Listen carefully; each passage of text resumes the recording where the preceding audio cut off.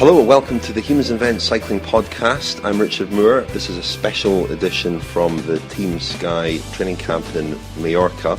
I'm with Orla Shinawi from Sky Sports News. Hello, Orla. Hello, Richard.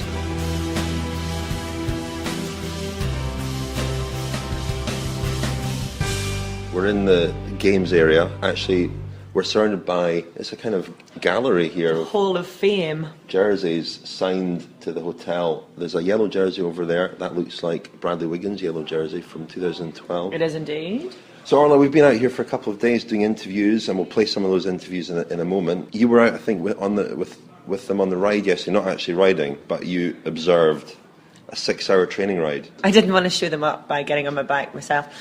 Yeah, we were out for them just for an hour and a half as they set off here. They all look in good shape. They're looking in good form. It was a fairly standard ride by all accounts, but a few efforts were done. So we had Edvald Boasson-Hagen and Ben Swift doing a few sprint efforts. Bradley Wiggins doing a few climbing efforts as well. He came past us at one stage looking absolutely exhausted, only then to say, just missing, as he went past. So he's clearly in good spirits. But yeah, the guys are looking good and training hard, as you would imagine at this time of the year. You would. We haven't seen Wiggins for a while, I guess, and he's bearded Bradley Wiggins, He is. who we spoke to yesterday after the ride.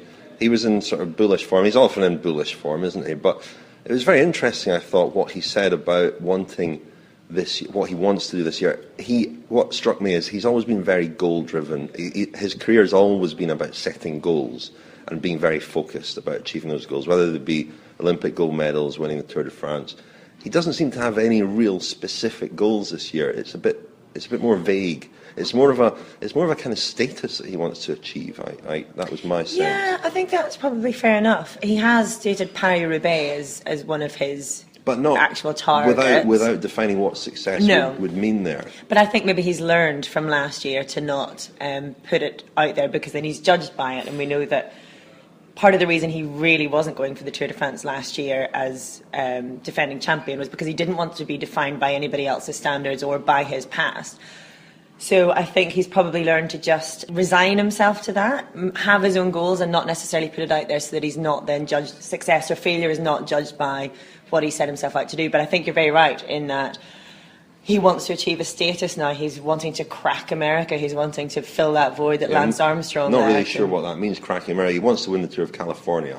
But he wants to establish himself as a figure, a cycling figure in America. I think that's quite clear with his new relationship with Simon Fuller, his agent. And I think that's all to do with, as you say, the status thing. It's not even so much the achievements. It's a less tangible thing, I suppose. Which again is easier to not be judged on, if that makes sense. That's very true. That's very true. It's not. It can't be judged as success or failure. The terms are being defined by him. Yeah. But what he said was very interesting and inevitably quite controversial. He did sort of make this comment that only a handful of previous Tour winners don't have skeletons in the closet, don't have doping history. Which is a quote that people have leapt on today, obviously.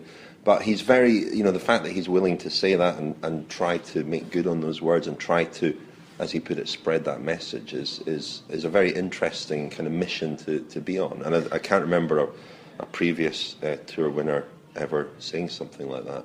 Well, I think that, again, is part of his whole aim to, maybe crack America is the wrong way to put it, but get his name out there beyond simply the core cycling fans. And as you say, it was leapt upon on social media, Twitter, etc., but there is criticism if people defend the so-called omerta, then there's criticism if people come out and tell what they see to be the truth. And I think he's got to be applauded for actually telling it like it is, because there aren't an awful lot of Tour de France winners that we could confidently say haven't doped, really. No, well, let's hear a little bit from Bradley Wiggins from the interview with him yesterday. Here he is, talking on a range of subjects. We'll pick out some of the best bits in a moment. Yeah, good. I've had a good winter. I think, you always go on last year, what you were doing this time last year, in complete contrast to where I was at this time last year. I just feel ready to go, ready to start racing, wanting to race, which I think is the main thing. It's a little bit like it was 2 years ago, when I was here before 2012, so that's always a good sign for me, being happy.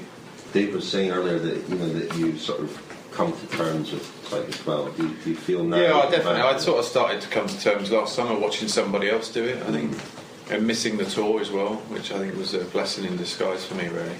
I think then going through all the same things this winter, like going back to sports personality and seeing someone else win it and then realising God, that was me last year, and all those things, I think that's time is a great healer in so many ways, really, and I'd say it was something to heal, but it was definitely taking it all as it came last year and through the winter and then getting to January and just having that big sort of hangover from the whole year, really, and then the prospect of, God, I guess it's the start now, I've got to do it all again. And it's not necessarily the training thing, because I've never struggled with the training, I've never struggled going out and training hard. But once we got into the racing, it definitely felt like going through the motions, and so, as I say, it's a complete contrast to where I'm at now. I'm looking forward to it. To be honest, most of the winter, my goal through the winter was to get back to the physical level I was at the end of last season in 2012, but from the start of the season, with no kind of things of saying, well, I want to get back to the tour, I want to do this, I want to do that. It was just that process of starting 1st of November, this is where I need to be by Christmas, then this is where I need to be by the end of January. But then as time goes on, I mean, I didn't really have a sit down this winter with the directors and Dave and that and say, well, what do you want to do next year?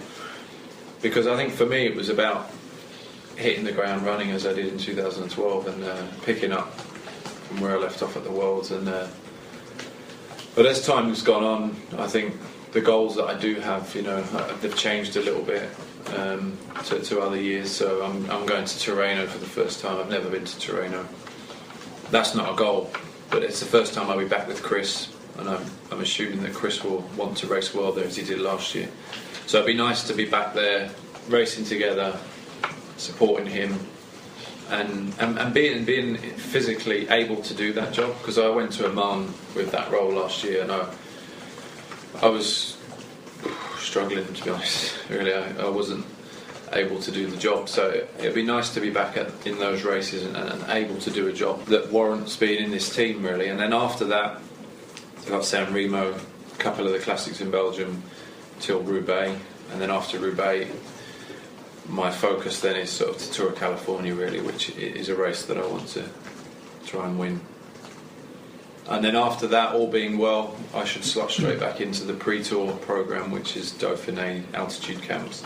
But it's kind of small steps at this stage, just thinking small blocks, really, rather than trying to say, well, and just assuming that I'm going to be in that position at the tour.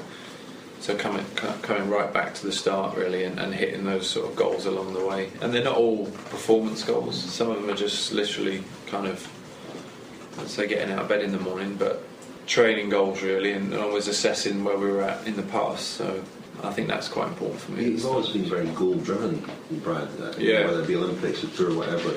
So has this felt like a different process? It felt quite liberating in a way to have a sort of... A little bit, because I mean, obviously I'm not carrying the burden anymore, if you like, that I did carry for 4 years, really, of is he going to win the Tour? Are you ever capable? Do you think you can win the Tour de France? All that. I did do that. Chris has now taken that mantle, if you like, and he's set to perhaps dominate the sport, or dominate the Tour de France for the next few years.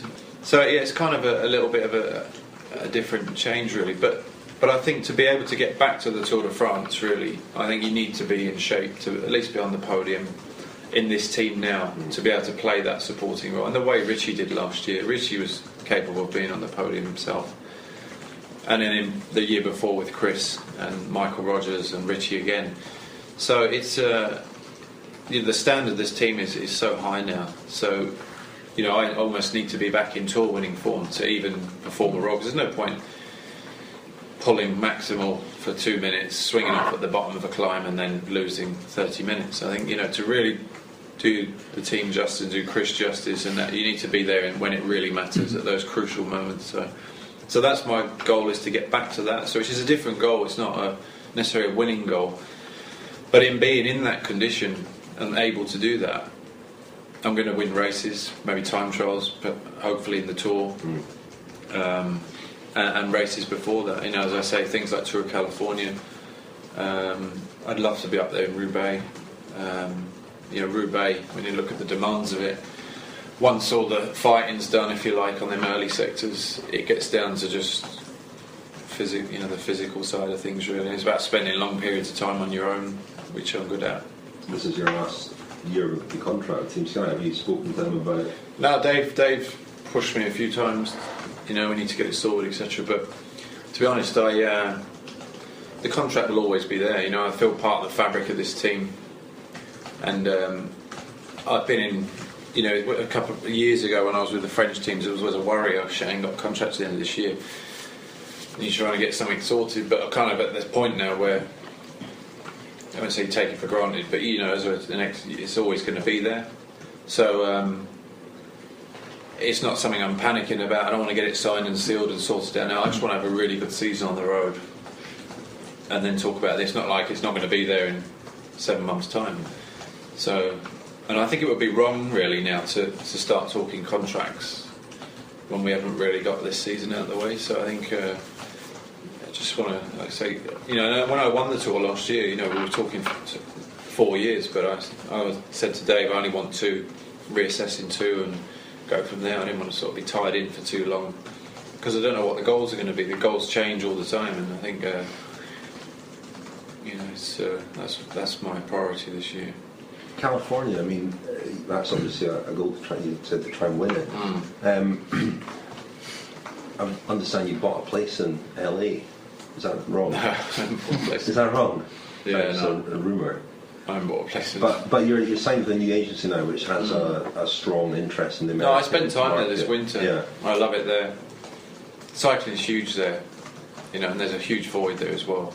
Just walking around the place during the winter, I was there on holiday.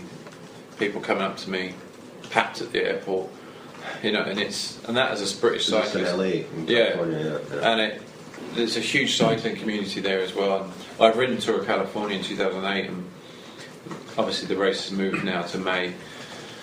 I love the place, I love the culture there, and I think people there are as keen on cycling as they are in the UK now, and you get that same sort of vibe really, that people are, if not more passionate there than they are in Britain about it. And I think they've been robbed in a way a little bit with everything that's gone on.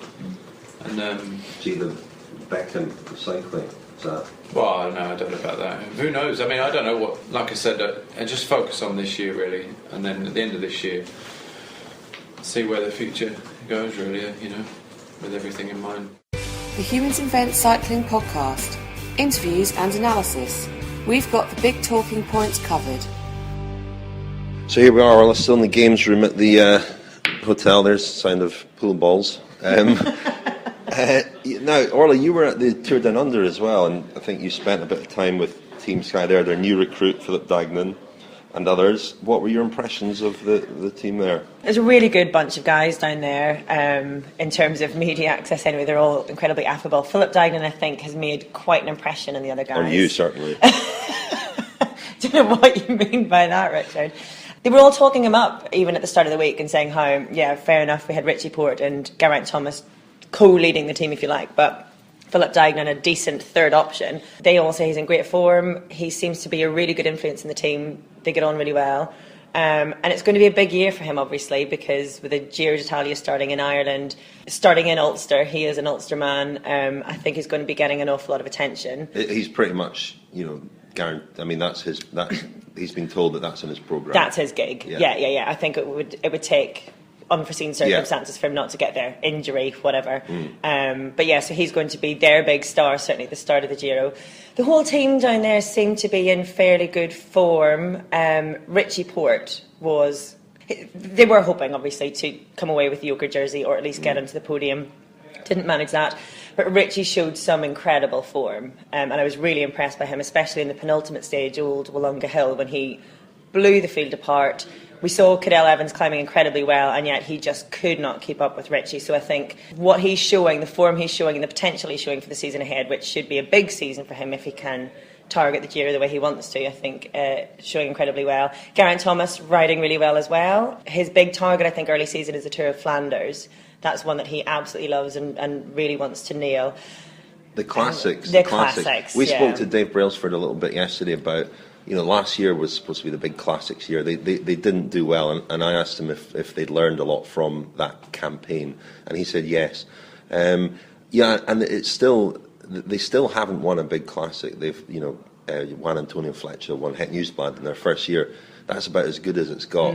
I spoke to Gabriel Rasch yesterday, who's about to have his last few months as a rider with Team Sky before becoming a director sportif, and the classics are something he's obviously been very interested in as a rider. And I asked him about his countryman Edvald Boasson-Hagen, who's, you know, he won Ghent-Wevelgem before he joined Team Sky, and an awful lot has been expected of him.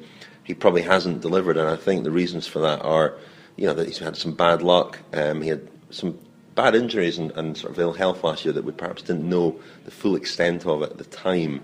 But I think there's something mentally as well that he's in that sort of top category of riders, Cancellara, Boone and Sagan, who's physically capable of winning these races and being there. But there's something that stops him winning these races. Interestingly, Rasch, I asked him what race he thought Boasson-Hagen was most suited to.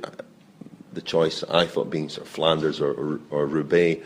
He said Milan-San Remo is the race that he thinks he should win, but he's never been there. Perhaps this year, because it's a harder finale, could actually favour him. But what were your thoughts on, because the team down at the Tour Down Under is the nucleus of the classic squad, isn't it? Yeah, and they're super motivated this year. And you say that last year there was a big focus on the classics, and there was. But I think that was more sort of veering in that direction rather than properly targeting it. So I remember speaking to Rod Ellingworth at the end of 2012, and he said even then, okay, we're targeting the classics in 2013 because we realised that's something we've got to go for, but 2014 is the year that we really wanted to deliver on it. So there wasn't a massive expectation last year. It was just a change of focus to a certain extent in the early season. This year I think they are very much up for it, and like I say, I mentioned Geraint Thomas.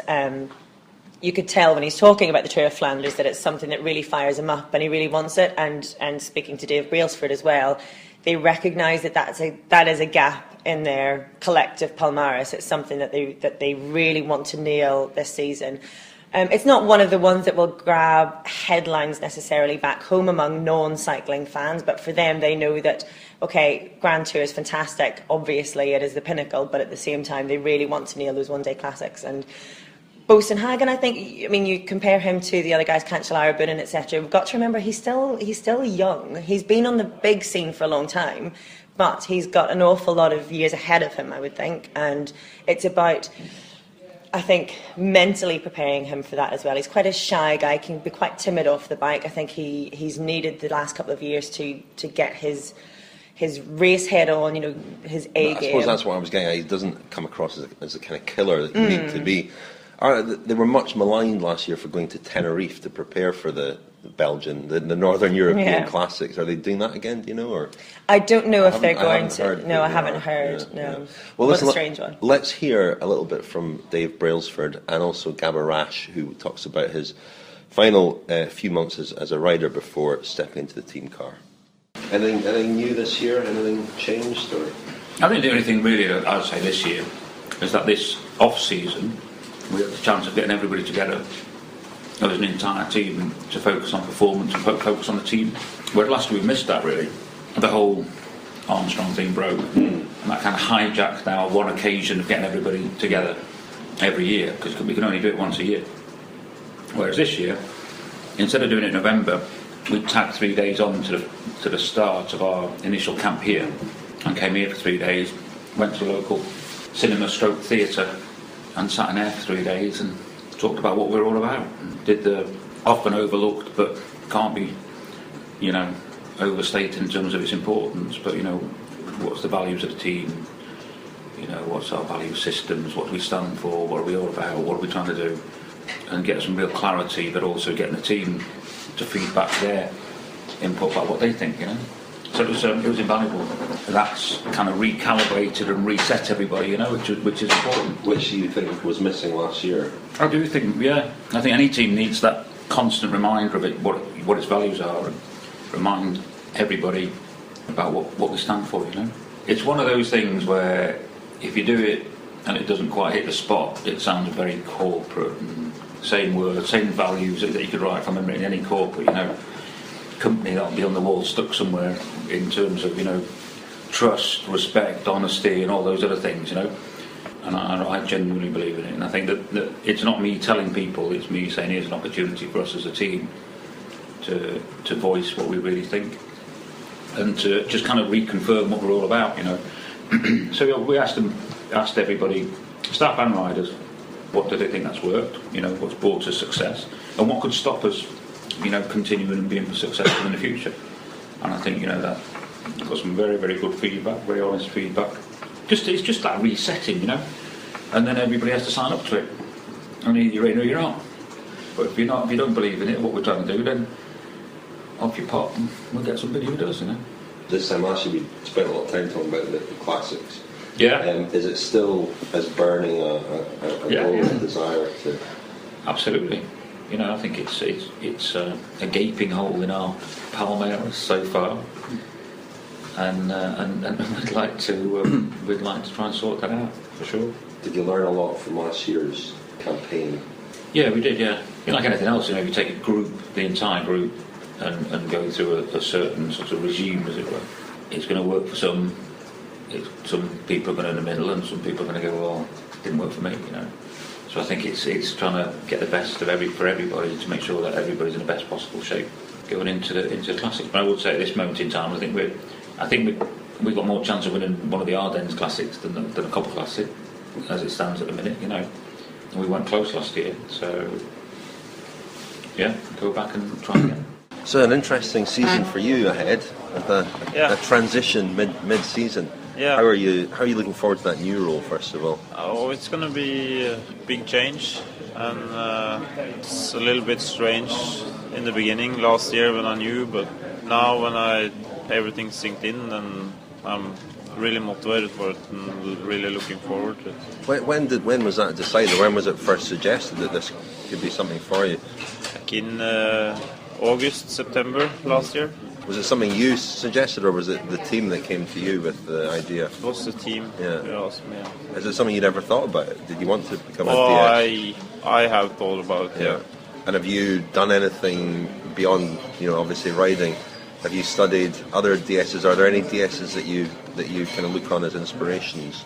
Well, it's everybody I've been working with so far, all the teams I've been in, and I've kind of been road captain in some races. And, well, yeah, it's just I love cycling and I love being involved in cycling, and it's kind of, instead of stopping with cycling, stopping with everything, I'm still in the sport and still have other goals. So yeah. Was it something you had to think about, or was it something you instantly thought, yeah, that's for me? Yeah, I definitely had to think about it. Speak with my girlfriend about it, because traveling will be about the same. So yeah. Were you thinking about retirement as a rider anyway, or? I intended to go on a couple of years more, but I'm 37 years old now, so it's not like I'm gonna would have been riding many years. It was too good an opportunity to turn down. Yeah, definitely. How's Edvald going, and what do you think he's capable of achieving this year? Well, I think he's capable of winning one of the big classics. I think that's been one of his. It's been one of his biggest goals since he came here, and that's what he's destined to do. He hasn't really had all his luck on his side. Especially last year, he was sick and he got the stomach bug, and there was something with his knee, and he didn't really got to train as what he wanted to do, so he didn't get to prepare that good. He's one of those guys who definitely have something extra, like Sagan, Cancellara, and those guys. So he's capable of doing that. So he's a versatile rider, and you know the classics very well. What race would you say is he? Paris-Roubaix, Tour of Flanders. Which race most suits him, do you think? Ask me, I would say Milan-San Remo is the race that suits him best, but he hasn't really gone that good in that race yet. I think he just needs to be on top from San Remo to Roubaix and then take his chances the whole way. Be in race-winning form. Yeah. You're listening to the Humans Invent Cycling podcast, powered by Sharp.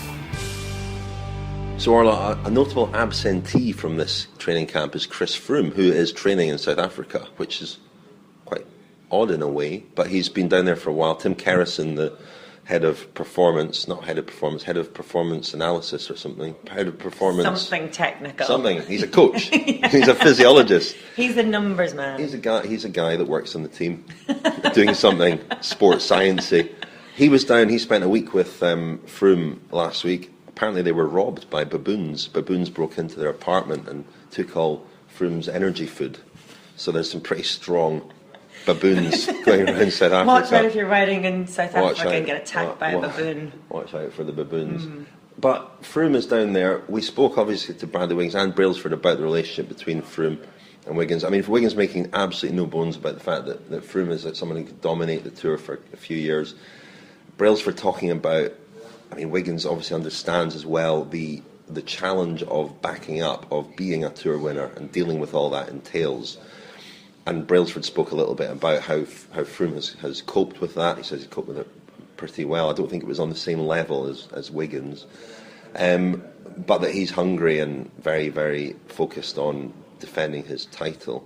Did you speak to Bradley about that at all? Did you have any thoughts on how things are going to pan out between him and Froome this year? They're going to race together for the first time at Tirreno Adriatico, which will be for the first time since the Worlds, and before that, since the Tour of Oman last year.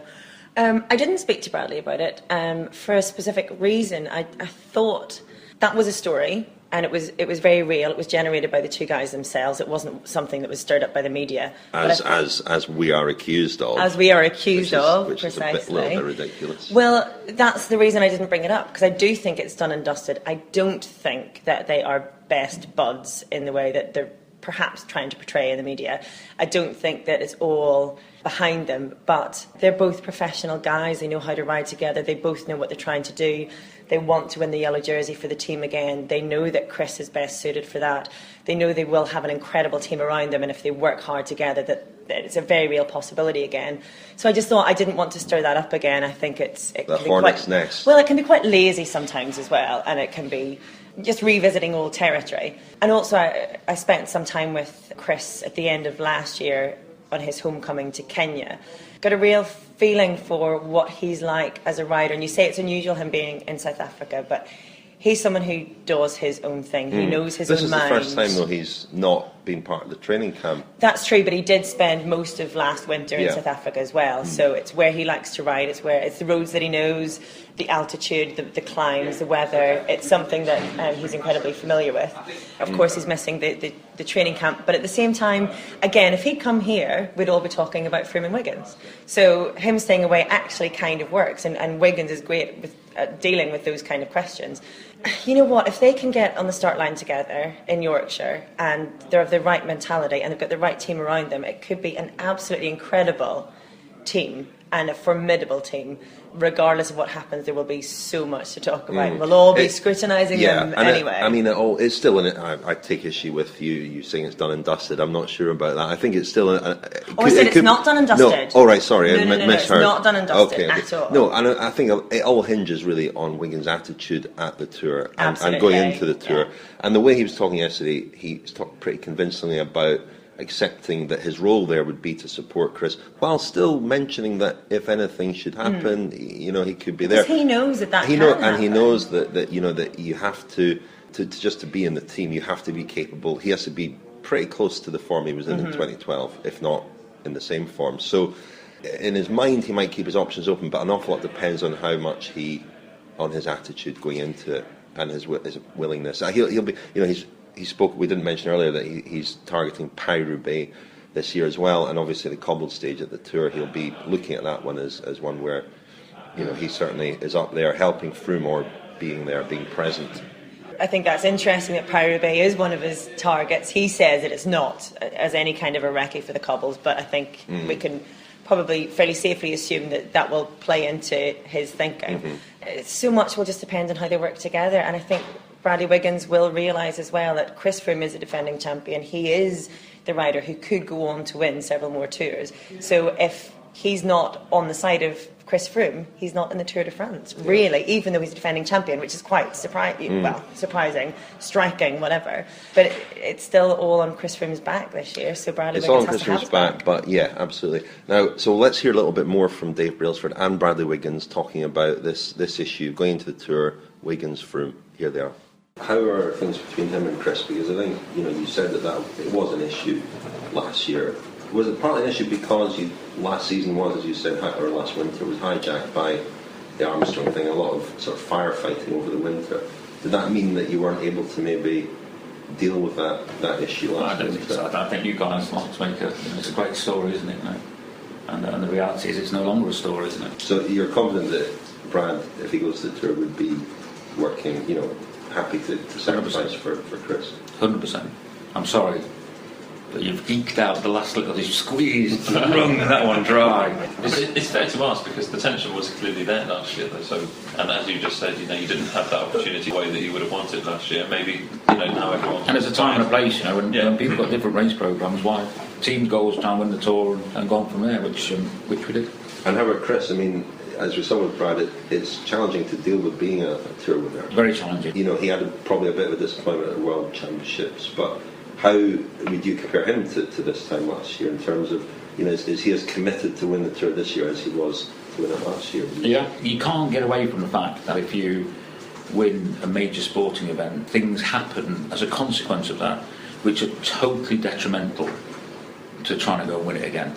And I think you see it with a lot of the Olympic gold medalists. You see that sort of the next couple of seasons. There's a lull, if you like. You've seen it maybe with Andy Murray. It's a human phenomenon, and it's very, very easy to explain. But I think he's managed it really well. To be fair, he's had his time to go and do all his bits and bobs, and he's now in South Africa. And Tim's just been over there for a week with him. Apart from being robbed by the baboons. And Chris. All our guys, the signs everywhere apparently where they are. The big issue over there is don't leave the gates undone, don't leave the door undone, because the baboons go in and nick your food, and they left the door open. So all his pro-peptide was nicked by the baboons. You got like massive.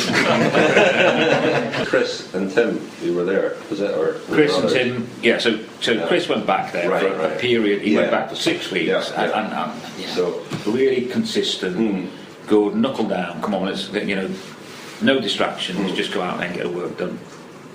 And that's really, and he's put some really good training together, to be fair. But I wouldn't say he feels the. I think the idea of going into Oman and hitting it hard, and I don't think that the necessity of doing that is the same this year. I think you can come into the season a little bit more, and I think he was also trying to earn the respect of his teammates in terms of his ability to lead. And one of the issues, one of the challenges for him last year was to get more experience as the leader of a team. So every opportunity that we had, we thought, right, okay, let's try and refine that, which he did really well.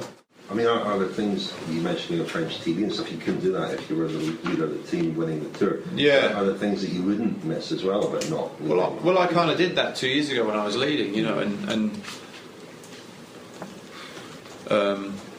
it's that whole thing that I did mention it to the press team, and they loved it when I was talking in December about. I was watching Gladiator, the film Gladiator, in the winter, and our culture hasn't really changed since Roman times, ancient Rome, in that Colosseum, really.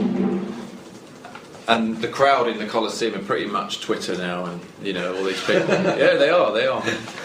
And it's that whole thing: do you die or thumbs up? You know what I mean? And if you win your crowd, you win your freedom. And I thought that was so. That line in that film, I just thought, God, that's just like the Tour de France. You win the crowd over the Tour, and I sort of felt like I did that, especially with the French public 2 years ago. Part of that's because I spoke French, but I also had a laugh with him in French on the show, and the likes of Jalabert and that when he was asking those sorts of questions, and then I'd sort of turn it round on him, and then the French reporters and all that. So it was. I kind of won my freedom, if you like. Whereas the opposite happened with Chris last year, where it was just constant on him, grilling him, because his performances were so great last year that he got that. And so it'd be nice to go back to the Tour, and if anything, take the pressure off Chris a little bit and answer those questions for him and challenge people on him. So. Have you communicated much with Chris over the winter? Not over the Christmas period. We were here in December. Yeah. We spent a lot of time together in December. We trained most days. We had our annual team party here that year. So, And you spoke about what happened last year. well, we just spoke, you know. I think we saw each other at the Worlds, but there's so much going on at the Worlds within the team anyway, that we, apart from just talking on the bike, we didn't really, there was a lot of contract talks going on at the time that he was in meetings and stuff, so we didn't actually get to just talk.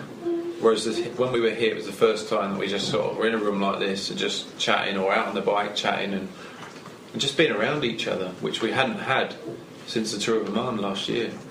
So, you know, I think that was a lesson for us all this year, was just spending more time together, really. And then stuff doesn't really get lost through you know, you're not reading about someone through the newspapers, if you like, you know. I think it's just it was a better way. So you feel positive about that relationship? Oh, definitely, yeah. I think we're actually looking forward to racing together, rather than sort of not dreading it, but like, well, what's going to happen when we do go and race together, you know, what's it going to be like? So I think it's nice when it's like that. The Cycling Podcast with humansinvent.com.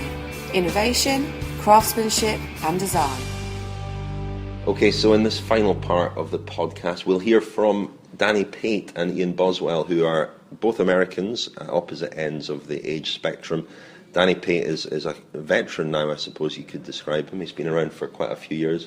And he's been at Sky for a couple of years now, and just had his contract extended. He's a sort of underappreciated rider, but that's from a public point of view. From the presence on the team. From the rider's point of view, within the team, he's a very popular, very, very valued member of the team. And an interesting guy who's always entertaining on Twitter. He's always quite outspoken in a sometimes cryptic way. I mentioned at the end of our interview, you know, he had a little spat with Lance Armstrong about it recently on Twitter, which is worth looking at. Pate is one of these guys who's just quietly asserted that he has never been part of the doping culture, and my impression has always been that he's not had an awful lot of time for guys who've been part of that, and have, even those that have been part of it and moved on and say that they're not part of it anymore. He sort of stands apart a little bit in a lot of ways. And I sat down with him and Ian Boswell, who was a neo-pro last year with Joe Dombrowski, two very, very young, very promising young Americans. And I just thought it'd be interesting to hear what Danny thought about Ian Boswell's first year, what Ian Boswell thinks about Danny Pate, etc., and his own verdict on his first year. Orla, you had much to do with Ian Boswell or Joe Dombrowski, for that matter? Joe's a quieter figure, I think, than Ian. I haven't been at very many races with either of them, so I've seen them at the training camp more than anything else. Ian is such an impressive character. I mean, if you deal with any kind of elite athletes, cycling is no exception, at the very top, they tend to be quite quirky characters. There's often something that drives someone, sometimes a darkness, if you like, that makes them push themselves really hard. Ian Boswell just seems like a really rounded, well-mannered he and Dombrowski, person. they're both. They're well brought up, kind of well-mannered. It is interesting that they turned pro, both of them, you know, within months of the Armstrong downfall. And I asked Joe Dombrowski last year, you know, whether his parents had concerns about him moving to Europe and becoming part of this world, and you know, he spoke quite interestingly on that topic, as Ian Boswell has as well. They just blow you down with a breath of fresh air. They are just, if you needed any kind of inspiration or hope for the future of cycling, these guys absolutely embody it, and it's on the bike, off the bike, their entire attitude. They are fantastic, and it's interesting you say about Lance Armstrong and last year and whatnot, and I remember hosting a Team Sky dinner at the end of last year, and Dave Brailsford stood up, and it was quite a sombre mood in the camp, really, because obviously the whole sport was engulfed in the aftermath. And Dave said, you know what, these two guys epitomise why we've got to do things differently, because if they're parents and you say, you know, they come all the way from America, they're really young, they're entrusting their lives, their careers, their livelihoods to this team. And, you know, Sir Dave Brailsford said that that's the reason that they try to do it the way that they're trying to do it. I don't think he was Sir Dave Brailsford at the time, actually. This time last year, was he not? Hang on, that was 2013. Anyway, that's a minor point. Let's hear from Danny Pate and Ian Boswell. Ian, you're about to start your second year with Team Sky, second year as a professional. What's your verdict on year one, and what are you hoping for from this year? I learned a lot last year. You know, coming into a new team, you're just kind of not thrown in, but you know, I was on the team. You just kind of go through the motions, and like now looking back on the year, like there was a lot of things that I wasn't doing like completely professional, just like because I was worried about so many other aspects to my life. You know, getting set up in France and trying to make it a comfortable situation over there. So there's always like distractions, and then combining this with an increased training load, racing load, traveling more, all while trying to fit in with a professional team, and not just any professional team, with Team Sky. So, what was most difficult, do you think? Was it the transition to Europe and lifestyle? I think it was really everything kind of all thrown into one. I had some knee injuries that also set back my training. So then just it's kind of a domino effect, isn't it? Like one thing goes bad and you just kind of lose your focus. So going forward this year, I've made some drastic changes, but it's not really anything nothing major, just kind of some simple things that I've done at home, just maximize my recovery and training. And like I said, coming back to a team for the second year is so much easier. You know the guys, you know who you want to be within a pace line, who you don't want to be within a pace line, the good people to room with, and you're just much more comfortable within the situation, just in there sitting with Brailsford and just joking around for last year, kind of a bit intimidated, oh man, this is...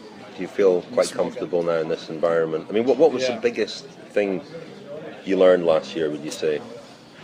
I would just say how the biggest thing I've kind of taken into this year is just how amazing of an opportunity this is, and that I had a couple of friends last year who were on other Pro Tour teams who signed a year before myself, young riders, and they lost their spot, and just realizing that it is a small opportunity that we have, and that if you're not giving everything, that'd be the worst thing, is to look back in 3 years when his contract's up and go back to racing on a domestic team and thinking well, shit, I might never get back to that level. I gave up this opportunity and I wasn't actually giving 100%. So the biggest thing going forward is just trying to race and train without any sort of regret. You go to race, and if I do 100% in training, preparation, recovery, and then get to a race and I don't meet expectations of the team and I am out of the Pro Tour, then I can be happy with that because I gave 100%. But if you're not giving 100%, and then you look back and kind of kicking yourself in the shin, thinking, what was I? Puts everything sharp focus for this year. Yeah, exactly. But it's more, like I said, it's nothing crazy. Just making it part of my lifestyle and how I go about things, and just being a bit more professional in every aspect. And especially on a team like this, when you have amazing riders, it's small things add up to all the difference. The recovery, training, the consistency in training, trying to keep up with guys like Richie and Paris last year. You start to see these subtle differences between riders and what gets you to that level. Danny, I mean, as a fellow American, do you take particular interest in Ian and Joe Dombrowski as well? I mean, did you find yourself sort of mentoring them a bit last year, helping them out, or no? Shakes his head. I did try to grow a mustache like him, but that didn't work out. Not many can grow a mustache like that. How did you? What was your verdict on their first year? How did you feel they got on? I think they did really well. You kind of, from outside perspective, you might not have seen some of the things they had to take on, and you look at maybe just results, and to some people, I don't know what they thought. But when you go from you jump up a league, and you're doing really well in the league lower, the younger class, or kind of amateurs, under 23s, then you come to a Pro Tour and you come to a big team like Sky. It's kind of a different world, and they're not going to be winning the races, and it's not when you look at just results, and the results continue to be there. It's easy to judge how well they've done, but it's harder to see that when it's not reflected in the results. And but that's normal for a young rider. So from the outside looking in, it's hard to see what they've gone through and what they've been able to overcome.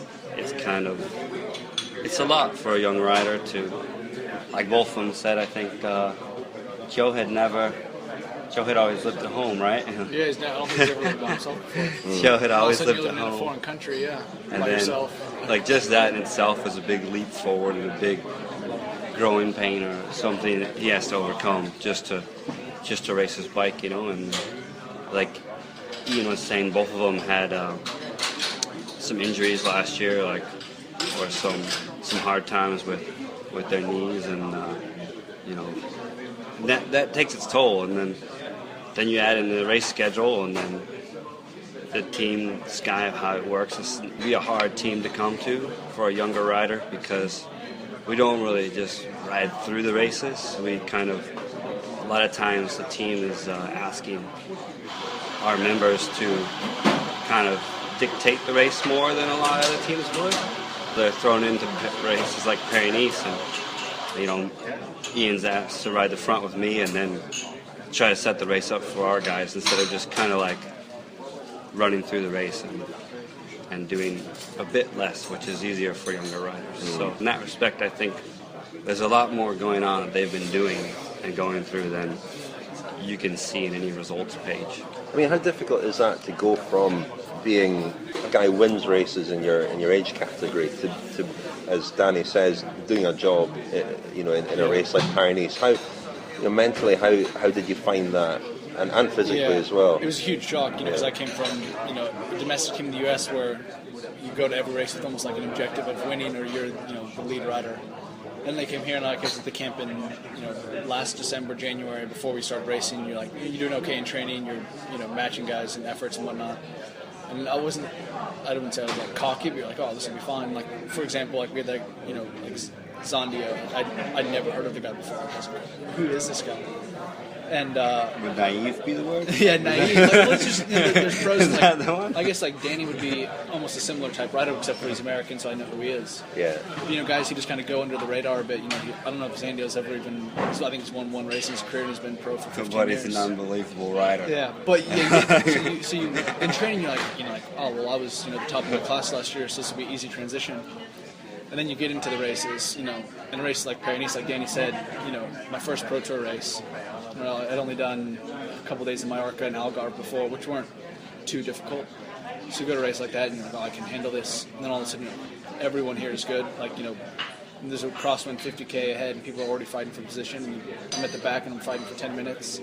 And I touch my brakes, and I'm at the back again. And it's just like, this is challenging. I spoke to Joe in Oman about he was struggling as well with just the peloton riding in the bunch. Yeah, a bit like Danny said too.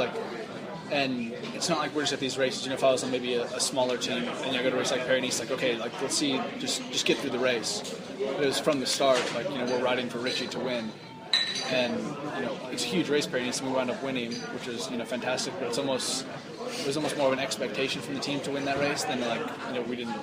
There's no congratulations, champagne you won. court. Yeah, exactly. But it's like, all right, everyone go home. You co-chairman internationals next weekend.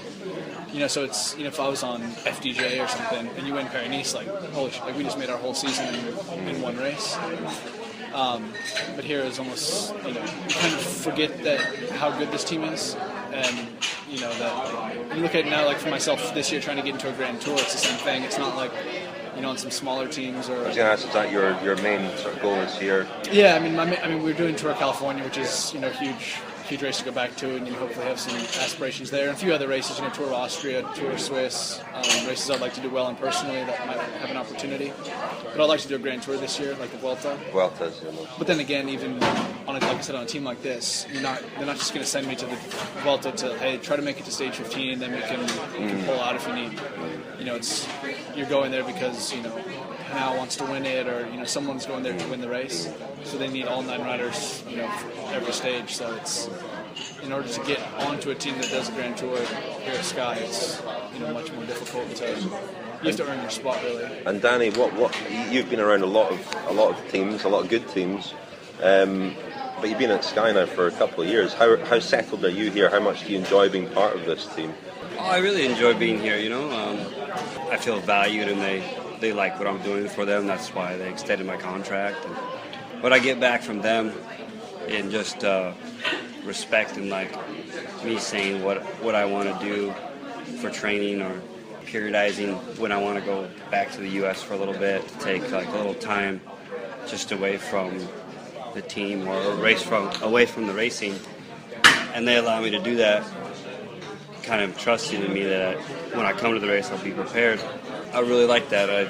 That's enough for me to be in such a still high stress environment. I could probably go to a smaller team and have a lot less kind of pressure, even though there's a lot of pressure here, you know, because the team is always racing to win. They're always racing to race. They're training to race to win. And even down to guys like me and Ian, since there's so much pressure to win, winning is almost like, it's not really an objective, it's just kind of like, It's more expected. it's more like reward, it's more like what we do rather than what we aspire to do. So I don't know if pressure is the right word, but it's just everyone wants to operate at kind of a higher level all the time. And what do you have personal goal? I know you were riding the Giro last year to help Wiggins there, but do you have a personal goal to maybe ride the Tour or something this year and help Froome try and defend his title? To be a part of a Tour winning team, is that something you'd really like to do personally? I would love to be there or at the Giro for Richie. Currently, my schedule is kind of a little up in the air between the Giro and Tour of California since we've added that on this year. A better example would be last year with like Brad at the Giro. It was kind of one of my main objectives for the year, and I was really kind of looking forward to just being a part of that. There's just a whole nother intensity level, or when something like that's happening, Brad's going for the Giro, the same as Brad was going for the Tour the year before, and that you can actually win, the team can actually win, and it's really important that you show up and you're at your best to help that, the team time trial, or protecting the lead if we have the lead, and things like that. There's just a higher level of expectation and accountability, really. Just finally, did you get your US National Road Race Champions jersey that you were pleading for on Twitter, which got you into an exchange with Lance Armstrong there? Has that arrived in the post yet? Yeah, I don't know. I mean, I haven't been home, so maybe it's there. But I don't need that. I don't really care what all these record books say about those particular guys. It's just because a lot of the guys that were racing there, like me, they know that those guys were totally full of it, and in a way, it's just a shame that a lot of the other guys in that race had to race against those guys that were doing that kind of thing, and it wasn't just me. There was a lot of other guys out there too. And do you look at Ian and Joe with not envy, but you? Yeah, I do. Confidence or envy. Maybe envy is the right word, is it? Yeah, I mean, I think that they're really fortunate to be 10 years younger than I am.